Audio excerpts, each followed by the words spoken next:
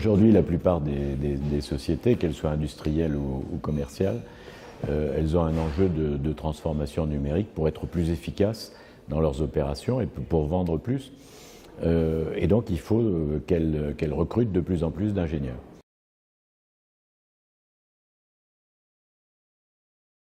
Bon, il y a un enjeu de quantité, hein, parce que si on ne fait rien, en Europe, on aura une pénurie d'ingénieurs. Donc il faut absolument développer les ingénieurs et les techniciens supérieurs. C'est un enjeu majeur. Il faut le faire le plus vite possible, hein. Aujourd'hui, la Chine et l'Inde sont les plus grands pays en termes de production d'ingénieurs chaque année.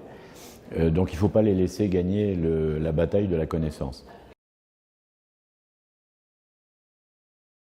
C'est au niveau international et puis c'est devenu maintenant, ça doit devenir une préoccupation de la direction générale des sociétés parce qu'il y a une obligation morale non seulement à produire des ingénieurs mais ensuite à les former, à les aider à se former tout au long de leur vie parce que les gens vont changer de métier et évidemment changer de société durant leur vie professionnelle.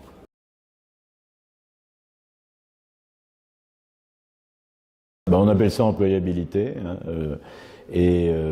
évidemment ça joue au niveau international et avec INCREA on a un projet formidable de développement en Afrique, hein, puisque l'Afrique sera le continent le plus peuplé dans une vingtaine d'années avec 50% de la population qui aura moins de 20 ans. Donc on a une obligation morale très très forte de former les jeunes à la technologie. Et le langage des jeunes, c'est la technologie.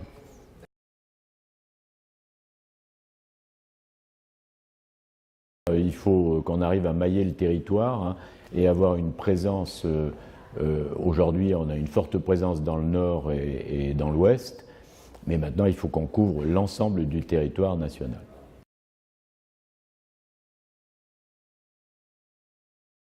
Ben, c'est l'objectif, hein, parce qu'au sein de la fondation INCREA, il y a à la fois des anciens chefs d'entreprise, des chefs d'entreprise en activité et puis des gens du milieu académique. Donc c'est une bonne combinaison pour aller vite.